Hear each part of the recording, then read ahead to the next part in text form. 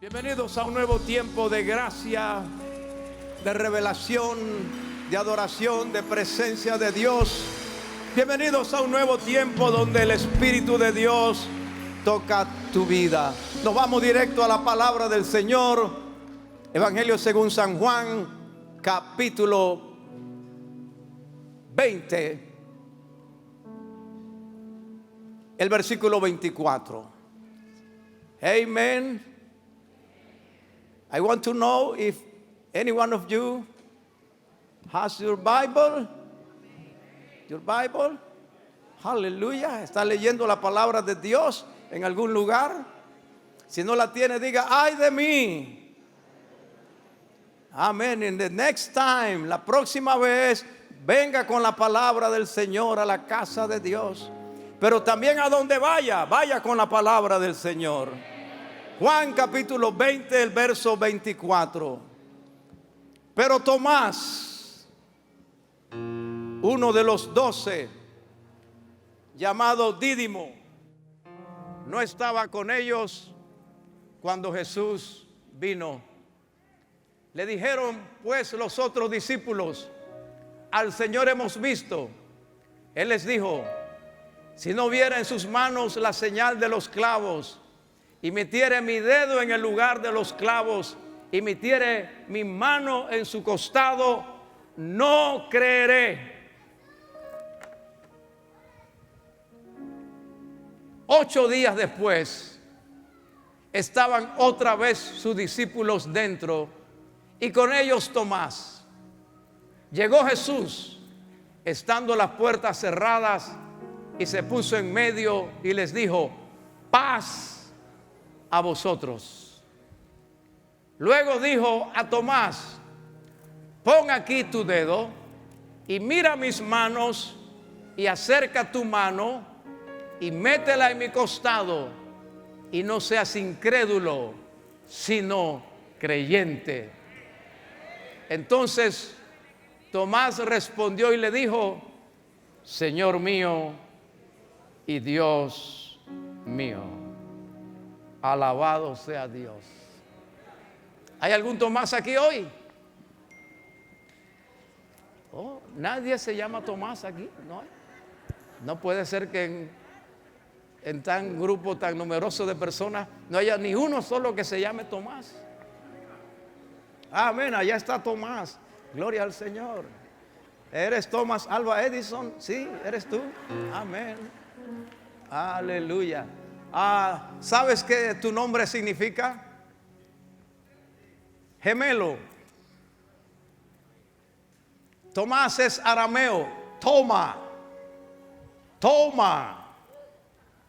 En español y en inglés y en francés lo trasladaron y ahora es Tomás o Tomás. En arameo es Toma. Significa gemelo. Dídimo es la traducción griega del arameo Toma. Por eso Juan siempre dice Tomás, llamado el Dídimo. Bien, you maybe sit down. Because cada vez que hablamos de Tomás o que alguien quiere expresar que una persona no cree en algo, le dice, eres un Tomás. Y todos habrán escuchado que Tomás es ver para creer. A Tomás, pues, se le identifica con la incredulidad. Tomás es el hombre que necesita ver. Si no ve, no cree. Si no ve, no cree. Tomás necesita ver para creer. Y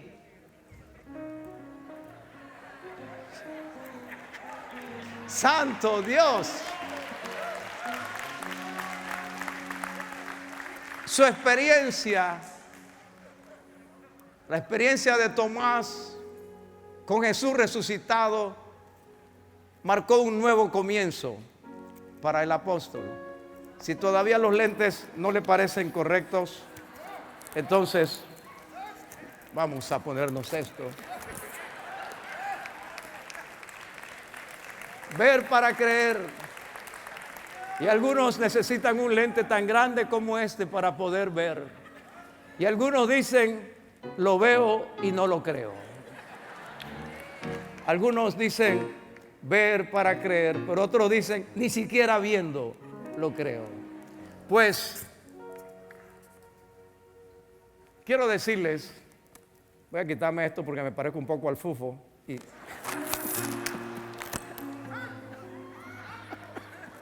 Ay, las viejitas se alegraron porque eran fufistas. Tenían, bueno.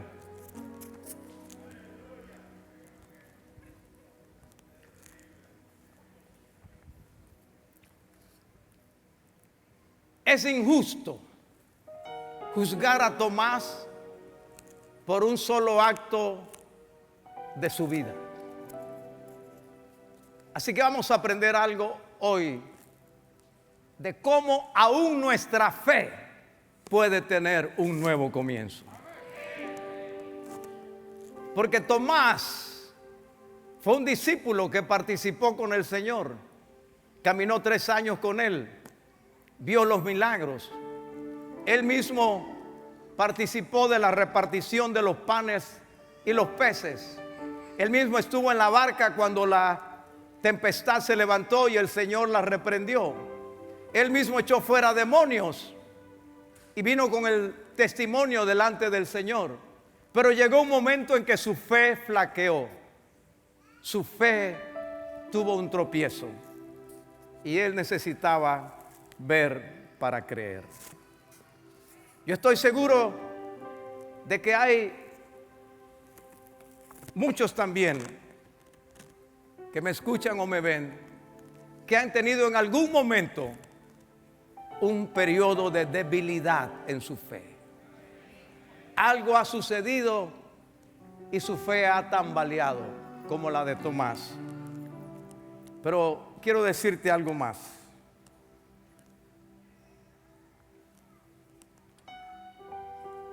Aún de los periodos donde nuestra fe tambalea, el Señor puede darnos grandes lecciones. Aleluya. Y voy a comenzar con esta.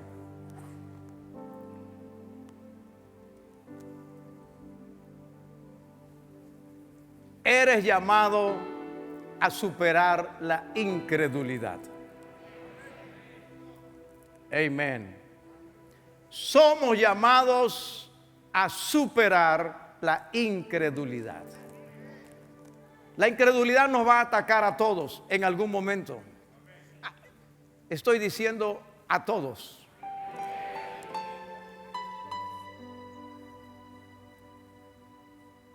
La palabra de Jesús para Tomás fue: no seas incrédulo, sino creyente. Lo que significa que Tomás podía pasar de la incredulidad a la fe. Y tú y yo podemos pasar también de la incredulidad a la fe. ¿Qué es la incredulidad? La incredulidad es la imposibilidad o la reserva que tiene una persona para creer algo que no puede ser percibido por los sentidos, aunque otros lo crean. Cuando usted recibe una información que no es percibida por los sentidos, ¿cuáles son los sentidos? Alabado sea Dios. Los ojos, el oído, el tacto, el gusto, el olfato.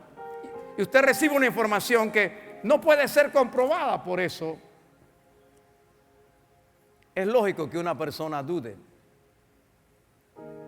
Pero cuando hay otros que sí creen y usted sigue dudando, eso es incredulidad. Tomás se encuentra con una realidad. Hay 10 discípulos que le están diciendo: hemos visto a Jesús resucitado.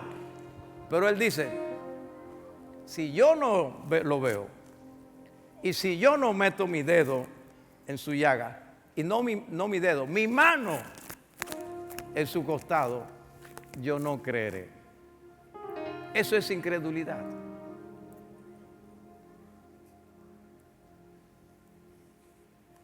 Y hay gente que creen que, por ejemplo, el diezmo abre las ventanas de los cielos, y hay gente que no lo creen. Primero tienen que ver el cielo abierto para poder creer.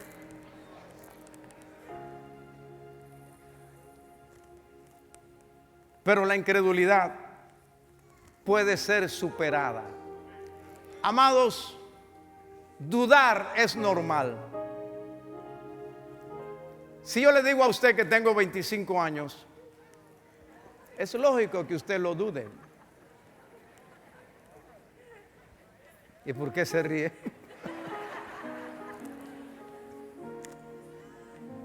Pero lo que no podemos aceptar es convertir la duda en una costumbre. Eso lo quiero que alguien lo tuitee. No conviertas tu duda en una costumbre. Dudar de todo.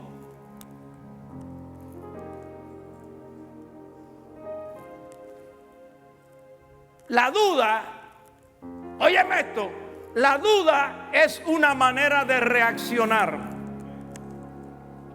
La duda se presenta cuando tú tienes una información que tú no procesas y reaccionas con duda. Y no estoy hablando nada más de Dios, de muchas cosas. Mañana hay una ley que le aumentarán el sueldo a todos los trabajadores en Panamá.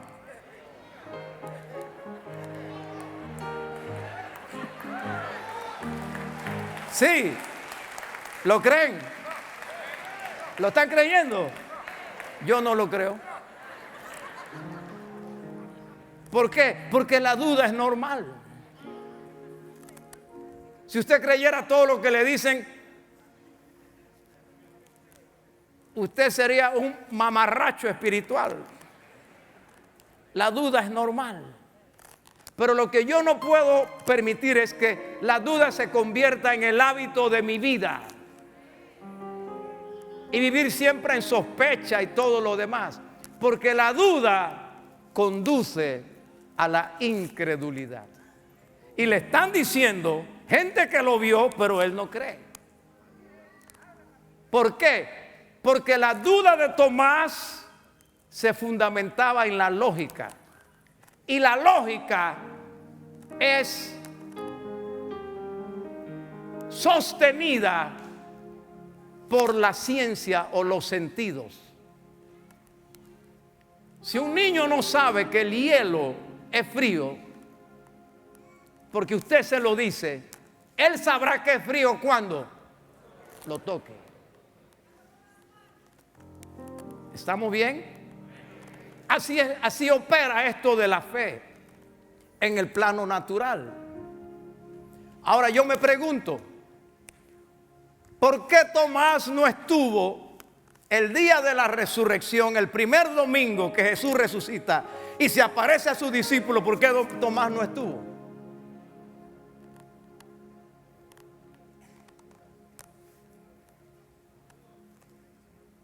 Yo encuentro 3 palabras, DFD, diga DFD. No los escuché. Primero por depresión, estaba deprimido. Su maestro, su líder, había sido arrestado, había sido muerto y no había sido capaz de derrotar a Pilato, a Herodes y a toda esa gente. Y no entiendo esto. Segundo, estaba frustrado, frustración. Porque Tomás, Judas y todos ellos se habían hecho una idea. Recuerden que aún, está conmigo, que aún cuando Jesucristo resucita, antes de ir al cielo y les habla de la venida del Espíritu Santo, ellos le hacen una pregunta. ¿Qué pregunta, Pastor Aurelio? ¿Restaurarás el reino a Israel en este tiempo? O sea, Tomás y todos ellos pensaban que Jesús venía a establecer un reino aquí en la tierra como estaba prometido en el Antiguo Testamento, y no entendían lo de la muerte primero y el reino después. Él estaba frustrado. Y la tercera palabra, DFD, es desánimo. Estaba desanimado. Y ese día ni siquiera quiso estar con los discípulos, porque cuando uno está desanimado no quiere ni congregarse. Cuando uno está desanimado no quiere ni ir a la red. A la playa sí, pero a la red no. Así que él está espiritualmente desanimado. Porque hay gente que puede estar emocionalmente animada para una cosa, pero espiritualmente desanimado para las cosas de Dios. Y hay gente que están, le voy a decir un ejemplo. Hay gente que está animada con la selección. Y ahí sí pagan y todo, pero desanimado con la casa de Dios. Entonces, eso produjo en Tomás un cuadro de incredulidad. Ten cuidado con el desánimo. Dígame un amén, por favor. No me deje así, porque me hace pensar que todos aquí están desanimados. Ten cuidado con el desánimo. No permitas que la depresión entre a tu vida. Y si hay algo que no entiendes, tampoco te sientas frustrado, porque Dios siempre tiene un plan para ti. Amén. Eres llamado a enfrentar la incredulidad. Así que lo primero es que eres llamado a enfrentar la incredulidad. Pero lo segundo es, eres llamado por Jesús a disipar tu incredulidad. La incredulidad no solamente se enfrenta. La incredulidad hay que eliminarla, hay que disiparla. Y yo estoy seguro que alguno que otro por allí está enfrentando un proceso de incredulidad en su vida. La incredulidad debe ser tratada como un pecado. Es más, en mi teología personal, yo le puedo decir que mi teología es que nadie se va al infierno por borracho o por adúltero o por maleante o por homosexual. ¿Verdad, Pastor Aurelio, o no? En mi opinión, todo el que se va al infierno se va por incrédulo. Porque la palabra ya ha sido dada. La obra ya ha sido cumplida. Ya Jesús murió en la cruz. ¿Qué tiene que hacer el pecador? Aceptar eso nada más. Y no importa que haya sido antes. La sangre de Jesucristo nos limpia de todo pecado. Amén. Pero cuando alguien no cree, ya no hay más nada que hacer.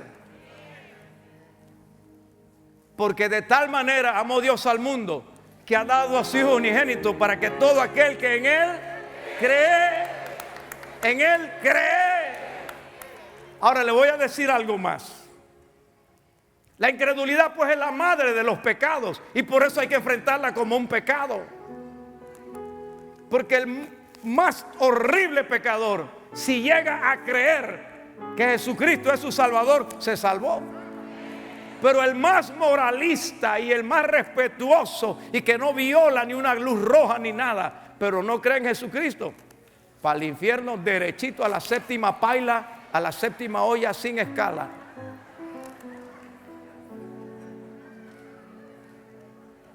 Ahora quiero decirte algo. La incredulidad obstaculiza los milagros. Si hay incredulidad, no hay milagros. Por eso yo tengo no solamente que enfrentar la incredulidad, yo tengo que vencer la incredulidad, disipar la incredulidad. Y yo puedo hacerlo porque Jesús dijo: no seas incrédulo, sino creyente.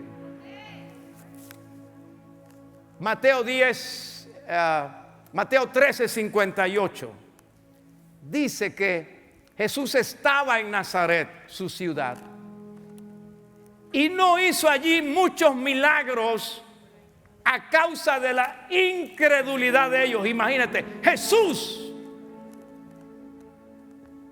el Todopoderoso, llega a su ciudad y quiere hacer milagros, pero no puede. ¿Tú te imaginas a Jesús queriendo hacer algo que no puede?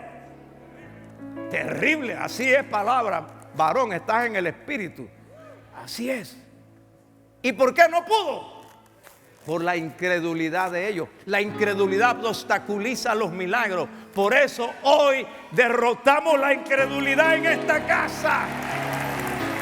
En el nombre de Jesús. Hoy vencemos toda incredulidad que se ha levantado en nuestro corazón, en nuestra vida. Amén. La incredulidad asombra a Jesús. Marcos 6, versículo 6 dice, Marcos dice que Jesús se asombró de la incredulidad de ellos. Estaba asombrado, dice, estaba asombrado de la incredulidad de ellos. O sea, llegó a Nazaret y estaba asombrado. ¿Cómo pueden dudar? Y la verdad, hermanos, es que después de todo lo que Dios ha hecho, ¿cómo podemos dudar? ¿Cómo podemos dudar? Es cierto que hay situaciones duras. Es cierto que cuando la biopsia dice cáncer. Es cierto que cuando tenemos la carta de despido, todo eso es verdad. Pero también el Señor ha hecho tanto por nosotros. No permita que la incredulidad llegue a tu corazón. Yo sé que el Señor está hablando con alguien hoy, porque la incredulidad te lleva a la depresión, te lleva a la tristeza, la incredulidad te lleva a la desesperación, la incredulidad te lleva a tomar decisiones rápidas sin un pensamiento analizado. La incredulidad te lleva a perder bendiciones. Y también la incredulidad es reprochada por Jesús. Jesús reprocha la incredulidad. Dice la Biblia que cuando Él resucitó, antes de ir al cielo, los encontró reunidos. Marcos 16, 14 dice: y estando ellos reunidos, se les apareció el Señor.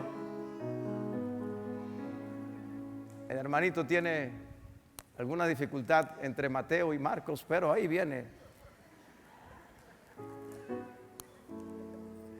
16 dice: y les reprochó su incredulidad y dureza de corazón.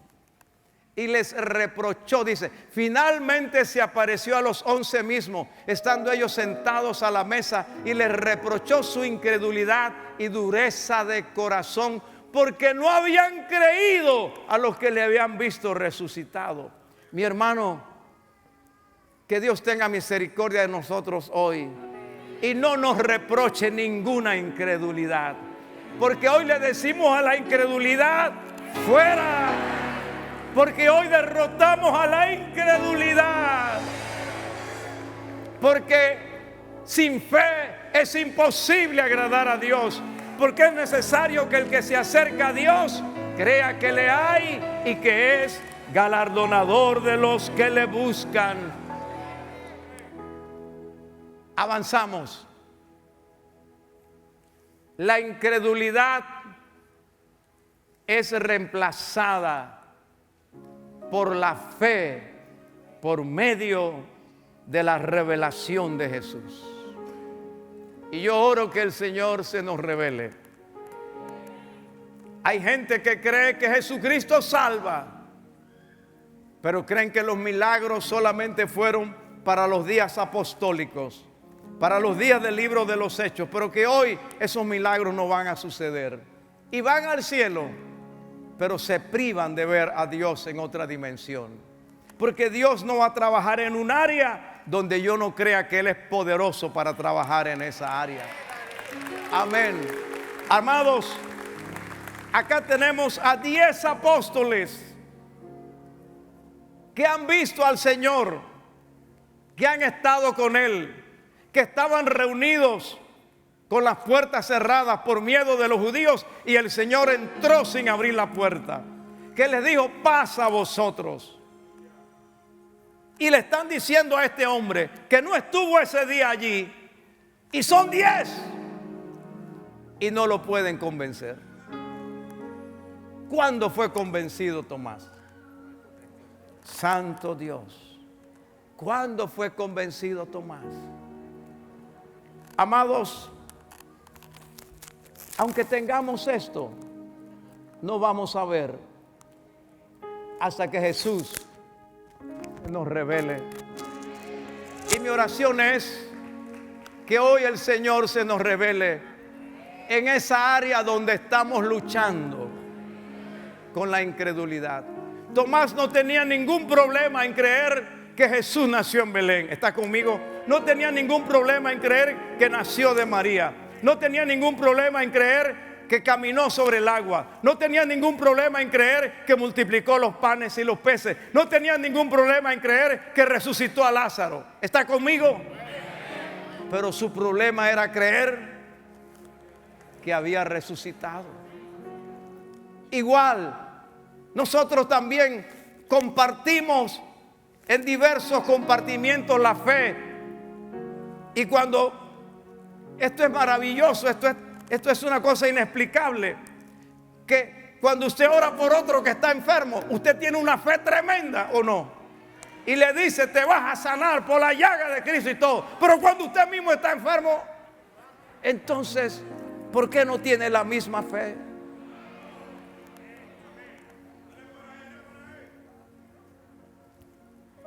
Cuando otro está sufriendo, tú dices: el Señor está contigo. Y le cita el Salmo 23, Jehová es mi pastor, y todo lo demás. Y cuando la mujer te deja,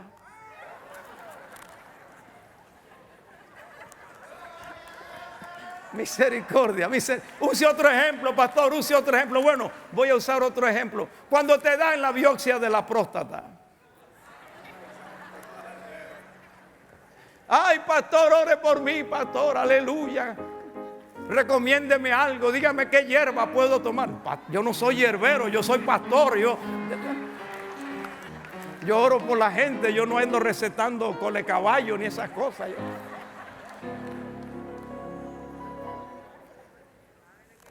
Le quiero decir algo, amados hermanos, la incredulidad no nos puede atrapar toda la vida. No, diga no. La incredulidad no nos atrapará toda la vida. Podremos pasar por momentos, por tiempos, por etapas de la vida, que por la lucha, la batalla, el ataque del diablo, nuestra fe tambalea. Pero la incredulidad no nos atrapará toda la vida. A ver si lo dice conmigo en voz alta. 1, 2, 3. Amén. Yo digo amén a esto. Así que ese tiempo difícil que estás pasando pasará. No te atrapará toda la vida. Tomás no se quedó atrapado en la incredulidad toda la vida, porque bastó una revelación de Jesús. Y la incredulidad se convertirá en fe. Aleluya. La incredulidad se convertirá en fe.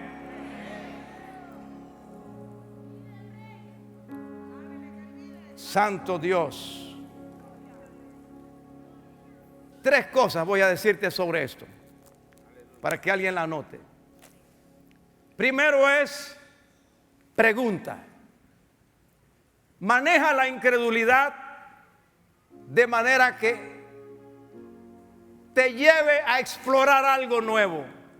No te quedes allí, pregunta.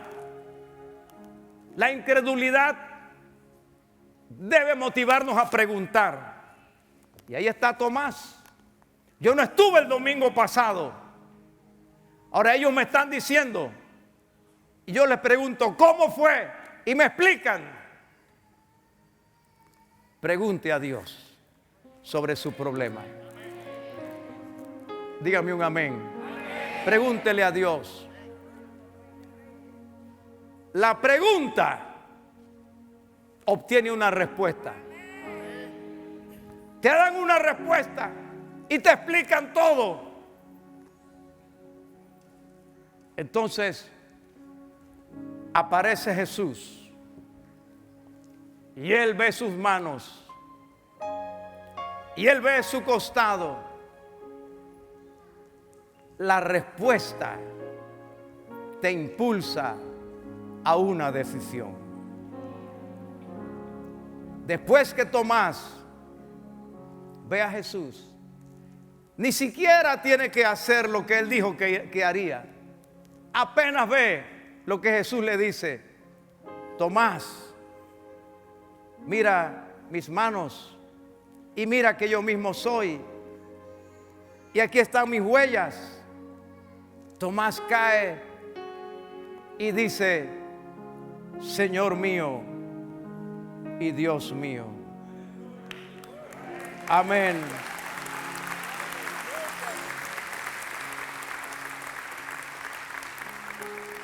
¿Sabes? Quiero decirte algo. Ellos, me refiero a los 10 discípulos, ya habían visto al Señor 8 días antes. Ahora están reunidos 8 días después. ¿Para qué se aparece el Señor ahora? Porque había uno que no había estado antes. ¿Alguien puede alabar a Dios? Aleluya. Te voy a decir algo. Jesús no te abandonará en tu crisis. Jesús no te abandonará en tu angustia. Jesús no te abandonará en tu depresión, en tu frustración. Si te sometes al trato de Jesús, tu incredulidad desaparecerá. Voy a repetir esto porque necesito una iglesia que crea lo que yo estoy predicando. Si te sometes al trato de Jesús, tu incredulidad desaparecerá. Ven a la casa de Dios. Regresa a alabar a Dios. Pierde el miedo.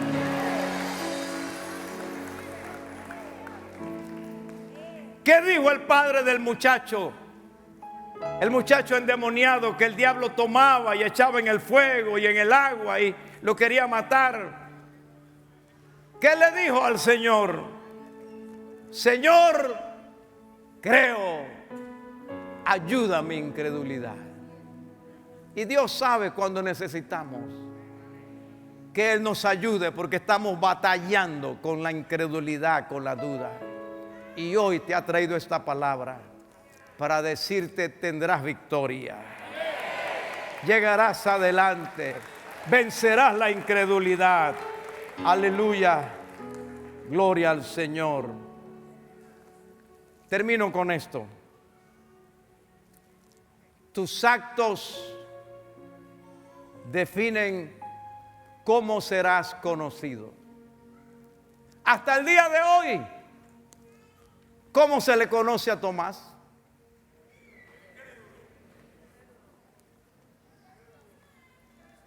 ¿Cómo se le dice a alguien que no quiere creer? Eres un Tomás. Porque tus actos definen cómo serás conocido.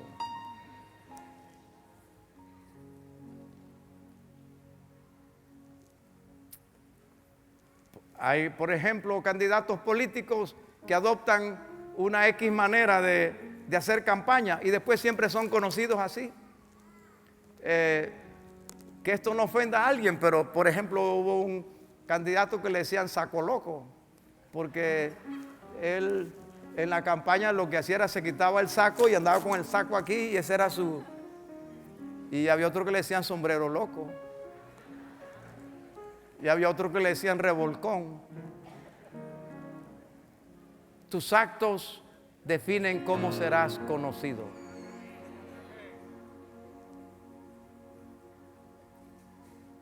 Nuestras acciones son vigiladas por la gente, aunque nosotros no nos seamos conscientes de ellos. Y los demás que estaban allí fueron impresionados, no por el Señor mío y Dios mío, fueron impresionados por Él.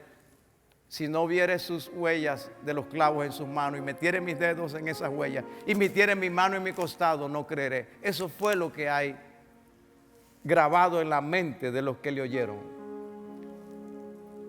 Hay acciones de nuestra vida que dejan una imagen dominante en la gente. Si yo le hago una pregunta, la mayoría honesta tendrá una respuesta. ¿Cuál es el maestro o el profesor que más recuerda a usted?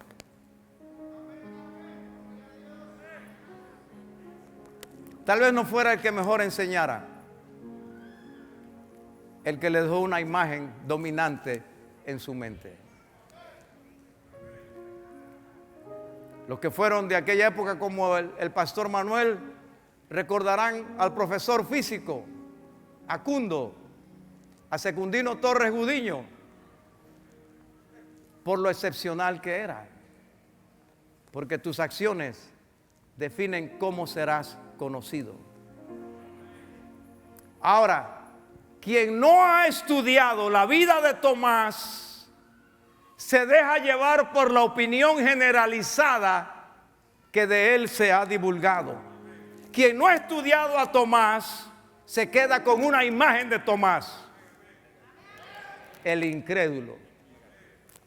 Te digo algo, en el nombre de Jesús, y lo sello en el nombre de Jesús, no permitas que la opinión que la gente tiene de ti defina quién eres tú. Porque esa es la opinión que tiene la gente. Y la opinión que tuvo la gente de Tomás es que era un incrédulo. Y si él se deja guiar por esa si él se deja guiar por esa opinión, no hubiéramos tenido al apóstol Tomás. Hasta el día de hoy, el que no ha estudiado a Tomás se queda con esa imagen. Tú no permitas que la opinión que la gente tiene de ti te detenga.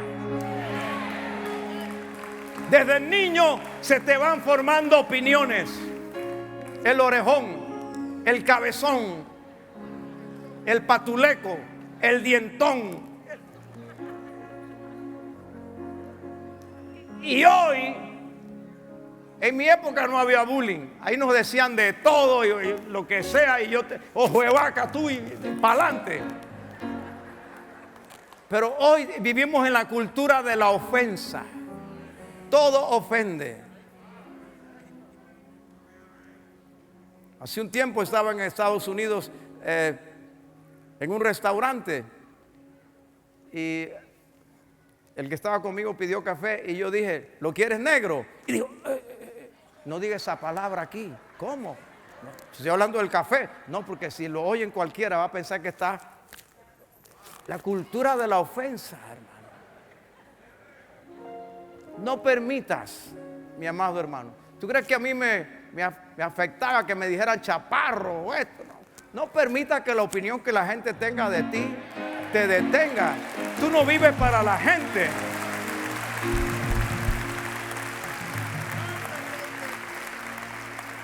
Te digo algo, en el nombre de Jesús, utiliza tus negativos para impulsar tus positivos. Amén. Utiliza tus negativos para impulsar tus positivos. A mí me gusta el baloncesto y me gustó desde niño. Yo vivía frente a una cancha de baloncesto, estaba frente a mi casa, así que jugué toda la vida eso. Pero yo supe que no podría llegar a la NBA por una sola razón. Y no me amargué por eso. Pero como no podía hacer eso, entonces yo decía, voy a ser el mejor en geografía, voy a ser el mejor en historia, voy a ser el mejor en español, voy a ser el mejor en matemáticas. Alguien alabe a Dios en esta casa. Si hay negativos en tu vida, úsalos para impulsarte a tus positivos. Mira, Tomás fue el primero que llegó a reconocer a Jesús como verdadero Dios. María Magdalena dijo Raboni, Rabí. Pedro dijo maestro. Pero él dijo, alguien lo grite por favor, ¿qué dijo Tomás? ¿Qué dijo? Señor mío y más, y Dios mío. De la duda saltó a la incredulidad. Señor mío y Dios mío. Mis amados, la incredulidad será derrotada en el nombre de Jesús. Tomás fue, luego de esto, un ferviente servidor de Jesús. En la lista de los apóstoles de Hechos capítulo 1, versículos 12, 10, 11, 12, 13 y 14, que estaban en el aposento alto, y se menciona allí los nombres de todos ellos, Simón, Tomás, todos, Judas, etcétera, etcétera. Dice Tomás. Y el día que cayó el Espíritu Santo en Pentecostés, allí estaba Tomás. Pero eso no lo dice la gente. Ahora, quiero que note este detalle. ¿En qué evangelio aparece la historia de Tomás cuando niega a Jesús? Santo Dios. Alabado sea Dios. No puedo seguir predicando y el tiempo se me acaba. Alguien que me conteste, o como dice el pastor Bailey, me da un arrebato. ¿En qué evangelio aparece la historia de Tomás? Juan, pero hay 4 evangelios. Mateo no lo tiene.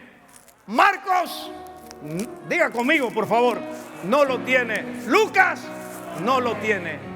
¿Por qué? ¿Por qué Mateo, Marcos y Lucas omiten este suceso en la vida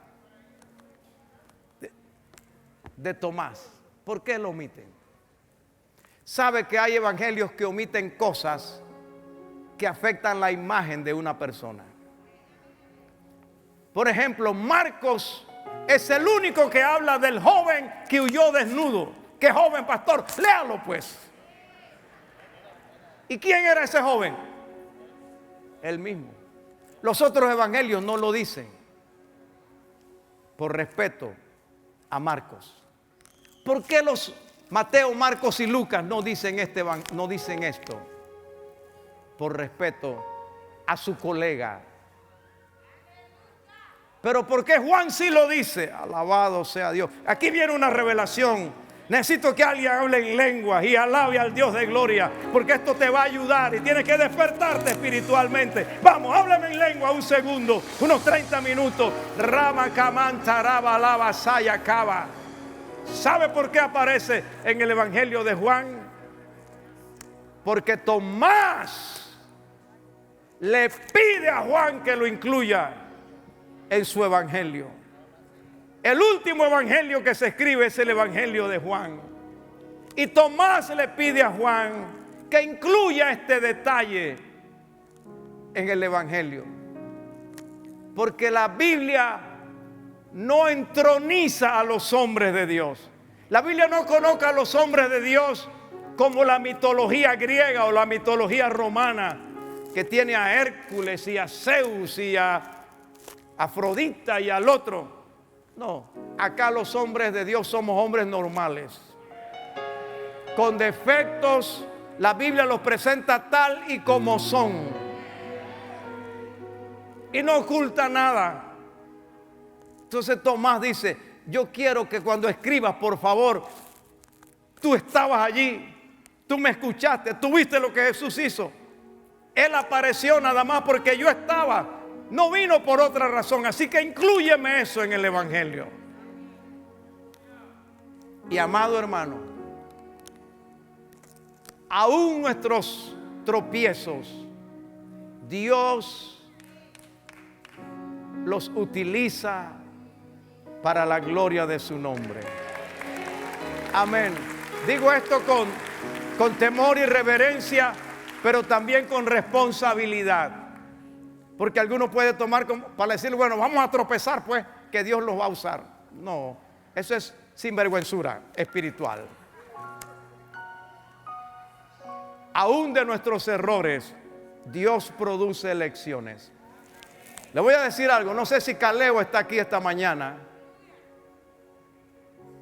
Se pavió, pero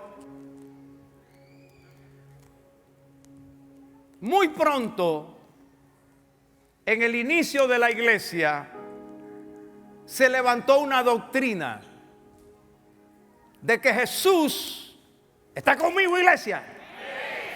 De que Jesús resucitó en espíritu. Sí resucitó, pero en espíritu. ¿Qué importancia tiene lo que ocurrió allí esa noche? ¿Y qué importancia tiene que Tomás le pidiera a Juan que incluyera eso en el Evangelio? Santo Dios. Por eso quería que Caleo estuviera, para que explicara eso. Que si Jesús era espíritu, no podía ser tocado. Que si Jesús era espíritu, no tendría huellas en las manos. Que si Jesús era espíritu, no tendría huella en el costado. Y esa doctrina se hubiera regado hasta el día de hoy. Pero cuando Él llega y esto queda registrado en la Biblia, se cayó esa doctrina inmediatamente. Jesús fue resucitado y tenía cuerpo. Tenía un cuerpo, bendito sea Dios.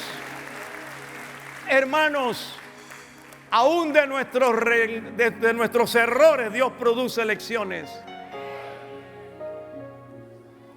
De manera que si estás pasando un tiempo difícil o si has tropezado, Dios tiene una manera de sacarle ventaja a esa situación. No te quedes allí. Nos vamos a levantar. Nos levantaremos en el nombre del Señor. Y en la próxima sesión comenzaré con esto. Persigue algo más de lo que ya tienes. Hoy quiere Dios darte algo más de lo que ya tienes. Dije, persigue algo más de lo que ya tienes. Dios nos dará algo más de lo que ya tenemos. ¿Qué refleja el libro de Juan de Tomás? Refleja uno que era un hombre valiente. Juan 11:16 dice que cuando Jesús dijo: voy a Jerusalén a resucitar a Lázaro, Tomás dijo: vamos con él para que muramos con él. Explicaré eso después. Ya él era un hombre valiente. Segundo, Tomás era un hombre analítico y que buscaba conocer plenamente la verdad. Jesús les dice: voy pues a preparar lugar para vosotros, y si me fuere y os preparar el lugar, vendré otra vez y os tomaré a mí mismo, para que donde yo estoy, vosotros también estéis. Y sabéis a dónde voy y sabéis el camino, dijo Jesús. Y Tomás le dice: Señor, Si no sabemos a dónde vas, ¿cómo pues podemos saber el camino? Entonces Jesús responde: yo soy el camino, la verdad y la vida. Nadie viene al Padre sino por mí. Tomás era valiente, Tomás era esforzado, Tomás era sincero, Tomás tenía criterio, pero ese día recibió algo que no tenía: una fe inconmovible. ¿Tienes algo? Seguramente todos los que estamos aquí tenemos algo. Dios quiere darte algo más de lo que ya tienes. Yo escribí una serie de preguntas que quiero que usted las responda para usted mismo. Y en la medida que esta pregunta se identifique en su corazón, o su corazón se identifique con esta pregunta, se coloca de pie, solo si se identifica. ¿Luchas con alguna duda? ¡Qué maravilla! Nunca he visto una congregación tan maravillosa. ¿Has sido marcado por alguna acción negativa? ¿Algo ocurrió en tu vida negativo que hasta el día de hoy te marca?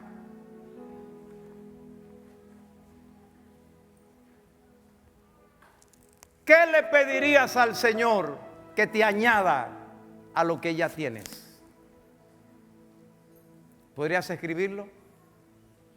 Señor, añádeme esto. Te doy gracias porque sé que tú me has dado esto y esto. Y por tu gracia tengo esto. Confianza o alegría o no sé. Pero añádeme esto, Señor, que me hace falta.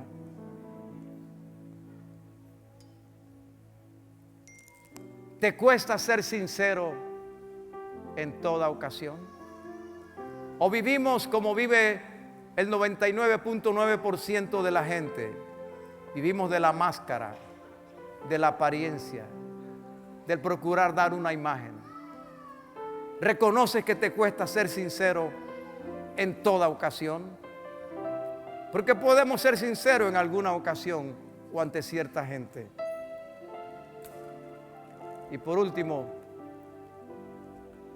¿qué legados o qué legado deseas dejarle a tus descendientes? ¿Podrías escribir ese legado también? Algo que tú quisieras dejar como herencia a los que te recordarán después.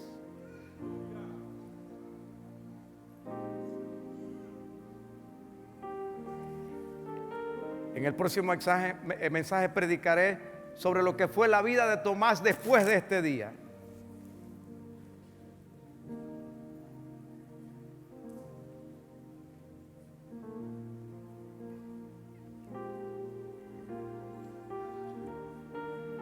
Viajé a la India, estuve en Bangalore, en muchas otras ciudades.